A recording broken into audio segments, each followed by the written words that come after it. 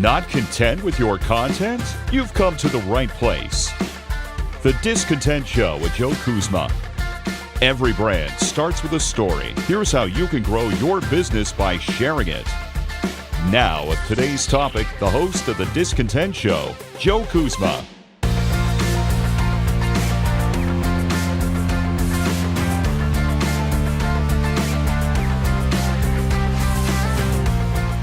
Hello, everyone, and welcome to The Discontent Show. My name is Joe Kuzma, and we're rolling right past Halloween, right past my birthday, actually, and right on into the holidays. You're already seeing it. I know it's a little bit of an annoyance, but you go into a store, all the Halloween stuff was shoved into the corner maybe about a week or so early.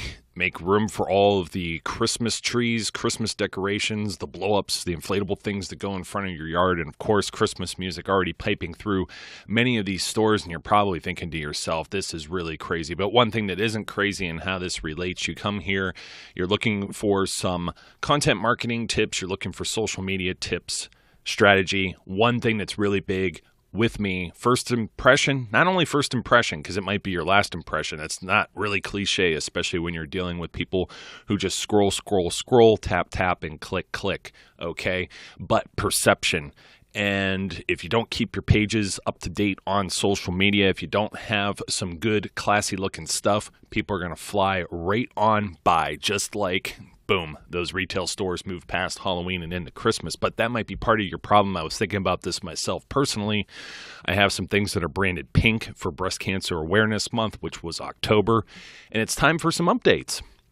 I got to go in, I got to change images, I got to make sure that certain things are updated, and we really don't think about this too often, but if Facebook or your Twitter profile ends up higher in search than even your own website or maybe even a Google Maps listing, this is going to be very important for you because people may arrive at this profile page and it may be their first impression of your business. And if it's outdated, it hasn't been updated in a while, man, if you're past the spring cleaning, it's never too late to go in and just dust some things off. So let's take a look at some things that you're going to want to take a look at on your social media profiles. And one of the big ones I just want to cover first is if you have a personal profile for your business that is on Facebook or Instagram. Google Plus is going away, but if you didn't have a branding page, and all of these things are personal pages, please don't do that. They set up these business pages very specifically for you to have certain utilities at your disposal. Plus,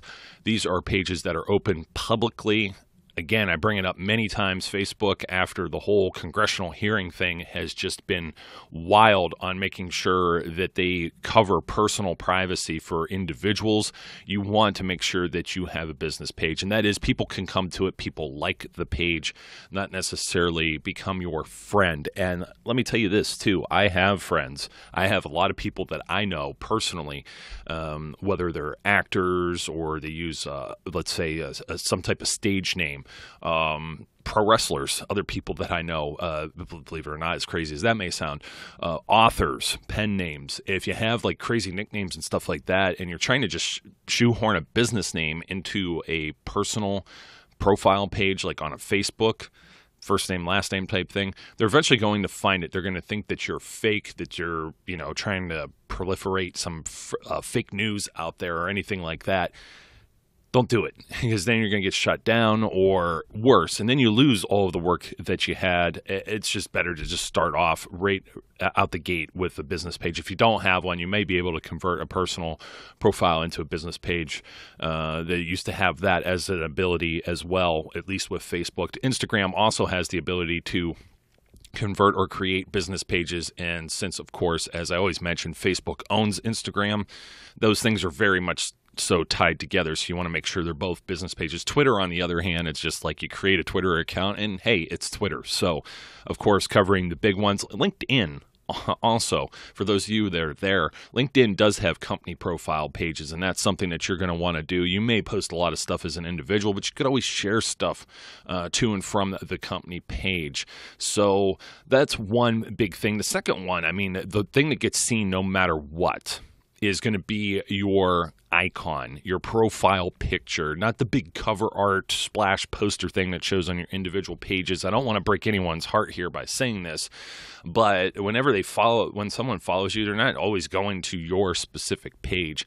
They're seeing what you post, and you got to make sure that that profile image fits whatever it is that you have going on. Let's say you had a branding makeover and you changed logos. That's something that's very important that often gets overlooked because you're not seeing it every day yourself. So make sure you go through, look at all of your profiles, make sure that's up to date. I had a pink version for the breast cancer awareness. That has to come off. If you do something for like holidays or seasons, Halloween, Christmas, you got to always have that refresher. Got to keep in mind, mark it on the calendar that you need to change those things. Maybe back to just, I don't know, you may have something that's more of an encompassing or umbrella type image for your branding. So make sure you take a look at that. Also make sure that those images fit within a square. Very easy to pick up if you have like a logo and just put it on a white background. There's image editors online. There's free ones everywhere. There's a lot of resources that I've gone through, not only on the website over at joekuzma.com, but as well, if you go back into the archives of this very show, I have some tips and tricks for some of that. Works much the same way.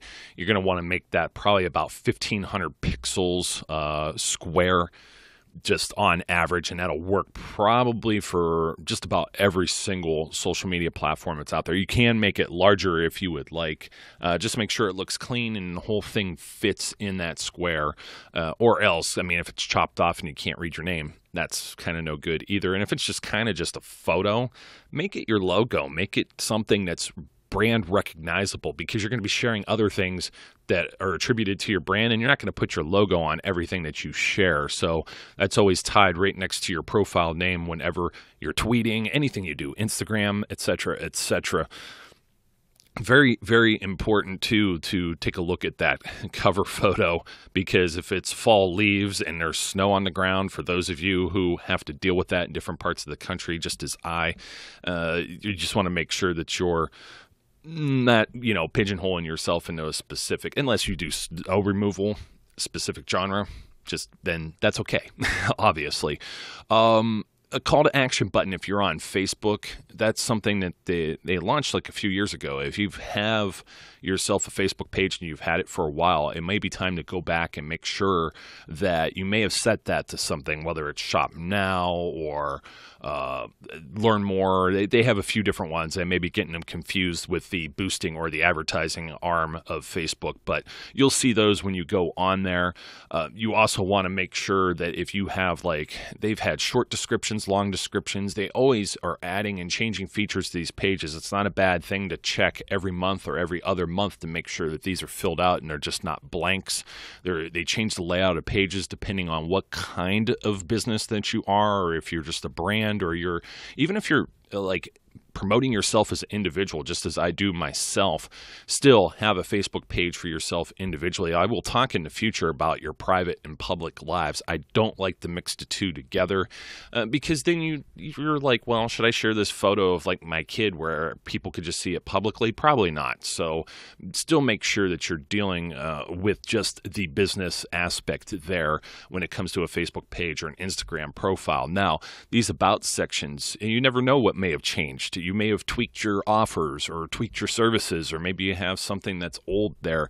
Go in there and take a look at it. I mean, the same thing goes for making sure that you have this stuff all the way filled out. If you have a phone number, if you want to publish an email address you can be reached at, your website address you've added. Maybe you didn't start with other social media profiles and you've added a YouTube channel or something. Make sure those things are included to the best of your ability.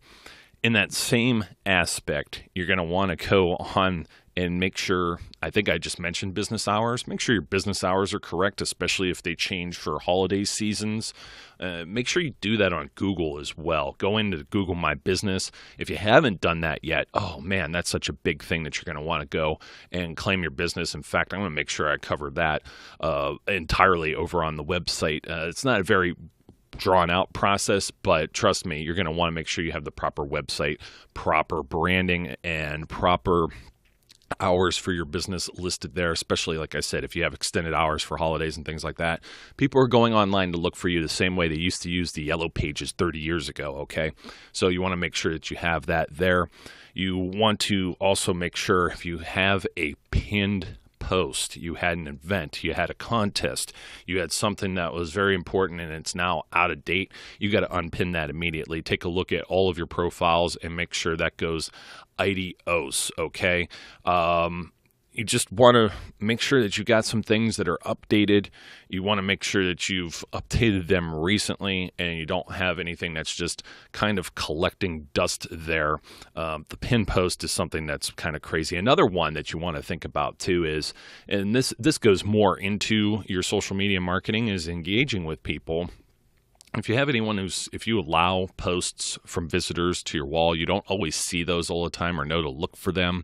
If people leave you Facebook messages on your page, you may want to set yourself a reminder to look at that every so often. If you have something that's more immediate, you may be looking at it like every day. You may be doing this already if you receive email updates as well from your page. So you want to go on and just make sure you're not leaving people in the dark, because then they're just going to move on to something else. And of course, I know time is always the enemy, but these are some important things. I know Facebook also publishes how fast you respond to messages to your page as well, and that may help your engagement, may even help you with getting a client or customer. So make sure you keep an eye on that. Keep an eye on some of your comments on your posts and how fast you respond.